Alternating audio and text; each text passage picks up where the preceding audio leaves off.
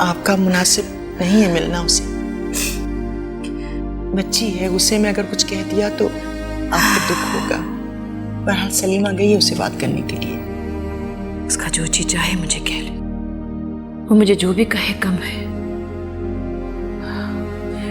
एक बार मुझे चाहे माफ ना करे मगर माफी मांगने का मौका तो दे देना चाहिए। एक मौका कोशिश कर सकती है मुझे नाज़िया से मिलवाने की।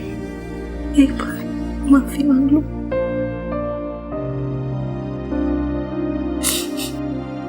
ऐसे नहीं कहते बेटा, बुरी बात।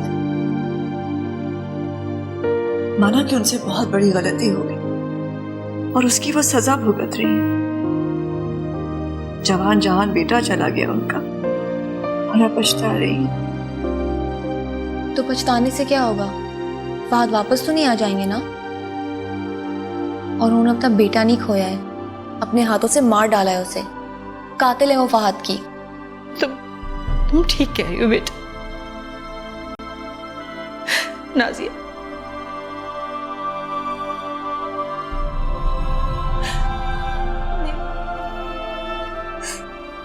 मैं कातिल हूं अपने फहद की। मैंने मार डाला उसे। तुम सच कह रही हो। अम्मी प्लीज आप इनसे कहीं यहाँ से चली जाएं। माफ कर दो ना बेटा, माफ कर दो। मुझे इनकी माफी की जरूरत नहीं है। तुम्हें नहीं है मगर मुझे है तुम्हारी माफी की जरूरत।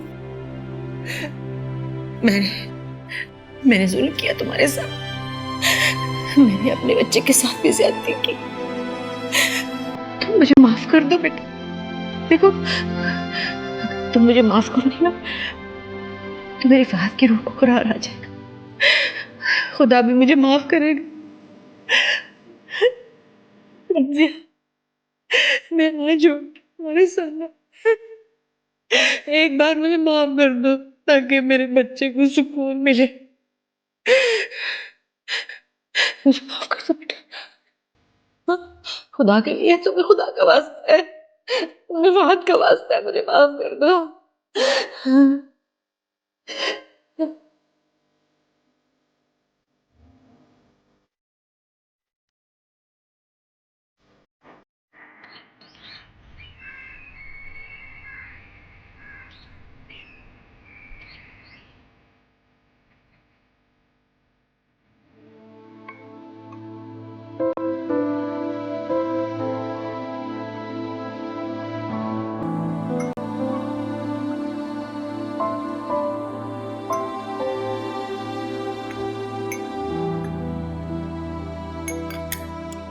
छोटी का फुप्पी अम्मी के पास छोड़ के आई हूँ, अभी अभी सोई थी।